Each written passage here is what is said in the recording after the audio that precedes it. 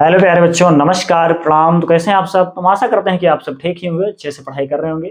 प्यारे बच्चों, आज हम आप सभी को बताएंगे कि गुणनखंड विधि से घनमूल ज्ञात कैसे करते हैं। तो चलिए बिना देर किए हुए शुरू करते हैं।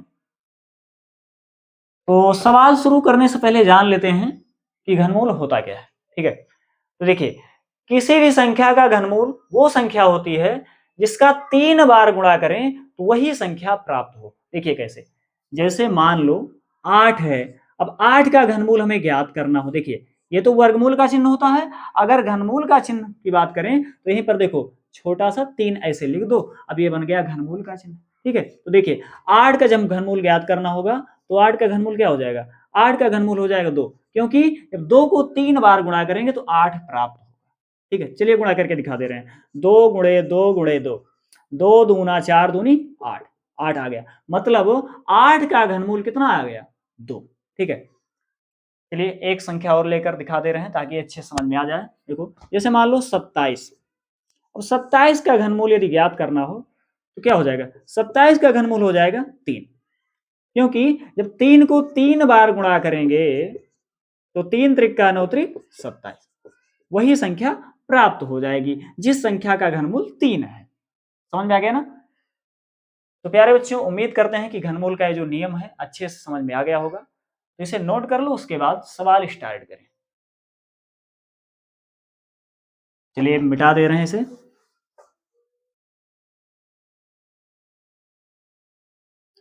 तो पहला सवाल है, इसमें लिखा है 729। 729 का गुणनखंड विधि से घनमूल हमें ज्ञात करना है।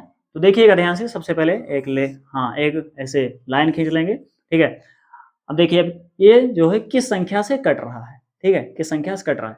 तो देखो, ये 2 से तो कटेगा नहीं, 3 से काटिए। 3 से कट जाएगा ना, देखो 3 से कट जाएगा। देखो 3 दूनी 6 और बचेगा 1, हो जाएगा 12, 3 चौक 12 और ये 3 त्रिक का 9। फिर 3 से काटो, 3 अठे 24, 3 एकम 3, 3 दूनी 6 और बचेगा 2, 21 हो जाएगा। 3 से 21, 3 नवा 27, 3 त्रिका 9, 3 एकम 3। अब देखिए, घनमूल में 3 अंक का जोड़ा बनाते हैं, और जोड़ा उन्हीं संख्याओं का, मतलब उन्हीं अंकों का बनता है जो अंक सेम हो। ठीक है, तो देखिए 1 2 3 तीनों ही अंक सेम है ना, इसका जोड़ा बन जाएगा 3 अंक लेकर। यहाँ देखो तीनों अंक सेम है, इसका भी एक जोड़ा बन जाएगा। तो देखिए 3 का कितना जोड़ा बना? 2 जोड़ा बना, तो 3 2 बार लिख देंगे। 3 गुणे 3, 3 त्रिक का 9। तो 729 का घनमूल कितना आ गया? 9 आ गया। इसे लिख दो, अतः 729 का घनमूल बराबर कितना आ गया? 9 आ गया। यही आ गया आंसर। तो प्यारे बच्चों, उम्मीद करते हैं कि ये सवाल आपके समझ में अच्छे से आ गया होगा। तो यदि सवाल समझ में आ गया हो तो प्लीज एक लाइक जरूर कर दीजिए। चलिए इसे सवाल नोट कर लो, उसके बाद अगला सवाल होता है।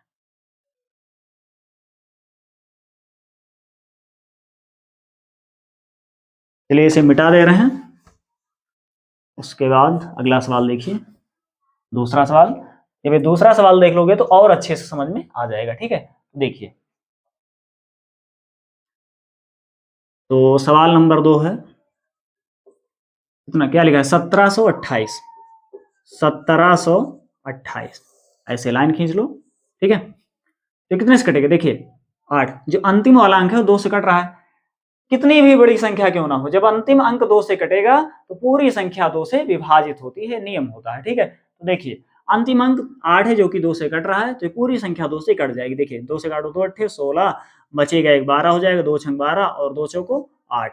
ठीक है, फिर 2 से काटो, 2 चौको 8, 2 तिहाई 6, 2 दूना 4, फिर 2 से कट जाएगा। 2 दूना 4, 2 एक कम 2, बचेगा 12, 2 छंग 12, फिर 2 से कटेगा। 2 दहाम 20, बचेगा 1, 16 हो जाएगा। 2 अट्ठे 16, फिर 2 से कटेगा। 2 पंचे 10 और 2 चौको 8, फिर 2 से कटेगा। 2 दूना 4, 2 सते 14। अब देखिए, अब 2 से नहीं कटेगा ना, अब 3 से काट दो। 3 नवा 27 और 3 त्रिक्का 9 और 3 एकम 3। तो क्या करेंगे? पूरा कट गया ना, तो अब 3 अंक का जोड़ा बना लेंगे। ठीक है, तो देखिए 1 2 3 तीनों ही अंक सेम है ना, इसका जोड़ा बन जाएगा। उसके बाद 1 2 3 ये भी तीनों अंक सेम है, इसका एक जोड़ा बन जाएगा। देखो 1 2 3 ये भी 3 जो है सेम है ना, तीनों अंक, तो ये एक जोड़ा बन जाएगा। ठीक है, तो इस प्रकार से 3-3 अंक लेकर हमने जोड़ा बना दिया। ठीक है, तो देखो लिखेंगे 2 गुणे 3, 2 गुणे 3। तो हाँ देखो 2 का कितना जोड़ा बना है, 2 जोड़ा बना है, तो 2 बार लिख देंगे। ठीक है, उसके बाद 3 का केवल एक जोड़ा बना है, 3 एक ही बार लिखेंगे। गुणा करके लिख देंगे इसको, 2 दूना 4 तिहाई 12। ठीक है, देखो अतः 1728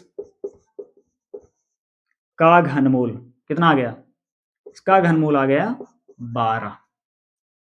आंसर। अगर उत्तर की जांच करना हो तो 12 को 3 बार गुणा करो। 12 को जब 3 बार गुणा करोगे तो उत्तर 1728 ही आएगा। ठीक है, इसी प्रकार पहले सवाल की यदि उत्तर की जांच करना हो तो जो संख्या प्राप्त हुई, आंसर कितना है, 9 आया है ना पहले सवाल में। जब 9 आंसर आया है, जब 9 को 3 बार गुणा करोगे तो 729 आना चाहिए। अगर ऐसा आ रहा है तो उत्तर सही है। ठीक है, गुणा करके आप लोग चेक कर लीजिएगा। ठीक है, तो प्यारे बच्चों, आज की क्लास आप सभी को कैसी लगी कमेंट में जरूर बताएं, और यदि आप चैनल पर नए हैं तो चैनल को सब्सक्राइब जरूर कर लीजिए और साथ में बेल आइकन को भी प्रेस कर लीजिए, ताकि जैसे ही वीडियो अपलोड करें उसका नोटिफिकेशन तुरंत आप तक पहुंचे और आप वीडियो देख सकें। चलिए प्यारे बच्चों, मिलते हैं अगले वीडियो में। तब तक के लिए जय हिंद, वंदे मातरम।